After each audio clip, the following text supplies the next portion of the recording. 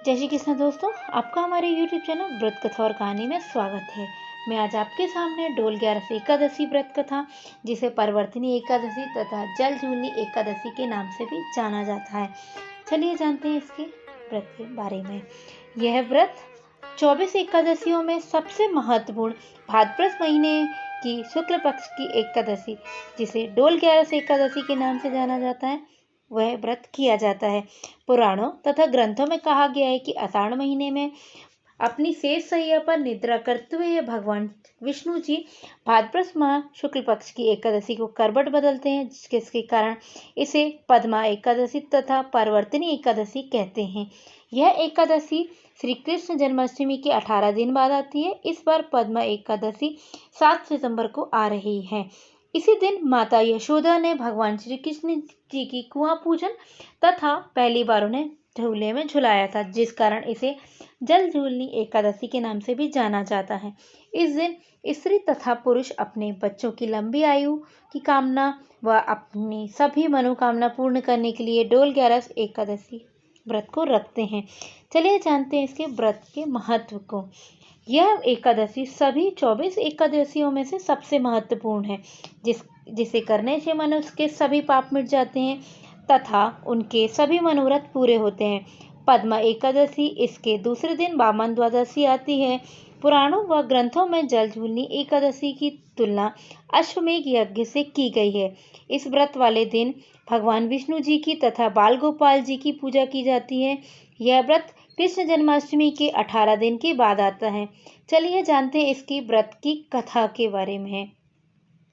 शास्त्रों के अनुसार जब विष्णु जी ने श्री कृष्ण से कहा कि हे प्रभु, आप मुझे पापों को नष्ट करने वाली कोई कथा सुनाइए, तब भगवान श्री कृष्ण ने कहा, हे राजन, मैं तुम्हें एक ऐसी कथा सुनाता हूँ जिसको सुनने या पढ़ने से व्यक्ति के पाप क्षण भर में नष्ट हो जाते हैं।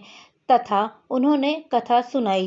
त्रेता युग में बाली नामक एक दैत्य राजा था। वह भगवान श्री कृष्ण का परम भक्त था। बलि हमेशा कई प्रकार के वेद सूक्तों से भगवान श्री कृष्ण की पूजा किया करता था। वह हमेशा ब्राह्मणों का पूजन, बड़े बड़े यज्ञ किया करता था, लेकिन इंद्र से उसकी दुश्मनी होने के कारण उसने इंद्रलोक तथा सभी देवताओं को जीत लिया था। इस कारण से सभी देवता नाराज होकर भगवान के पास आए। वहां बृहस्पति सहित इंद्र देवता भगवान के पास नतमस्तक होकर वेद मंत्रों द्वारा पूजन एवं स्तुति करने लगे। उस वक्त भगवान श्री कृष्ण वामन रूप धारण करके 5वां अवतार लिया था। भगवान श्री कृष्ण ने अपने इस रूप के तेज से राजा बलि को जीत लिया। तब यह बात सुनकर राजा युधिष्ठिर भगवान श्री कृष्ण से बोले, हे जनार्दन, आपने वामन रूप धारण करके महाबली दैत्य को किस प्रकार जीत लिया? तब भगवान श्री कृष्ण कहते हैं कि मैंने राजा बलि से वामन रूप धरकर 3 पग भूमि की याचना की। तब राजा बलि ब्राह्मण की तुच्छ याचना समझकर इसे वचन को पूरा करने के लिए तैयार हो गया। यह देख भगवान श्री कृष्ण ने त्रिविक्रम रूप को धारण बढ़ाकर भूलोक में पद, भुवलोक में जांघ, स्वर्गलोक में कमर, महलोक में पेट, जनलोक में हृदय, यमलोक में कंठ की स्थापना कर दी। यह देखकर सभी देवतागण भगवान श्री कृष्ण की वेद शब्दों से प्रार्थना करने लगे।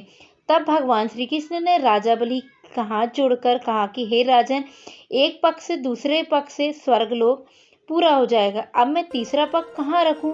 यह सुनकर राजा बलि भगवान को तीसरा पग रखने के लिए अपना सर दे देते हैं। जिस प्रकार राजा बलि पाताल लोक को चले जाते हैं, बाद में विनती करते हैं और प्रार्थना करते हैं राजा बलि कि हे देवतागण, मुझे क्षमा कीजिए। यह देखकर भगवान श्री कृष्ण प्रसन्न होकर उन्हें वचन देते हैं कि मैं सदैव तुम्हारे पास रहूंगा। ऐसी है भगवान श्री कृष्ण की लीला, इसे ही कहते हैं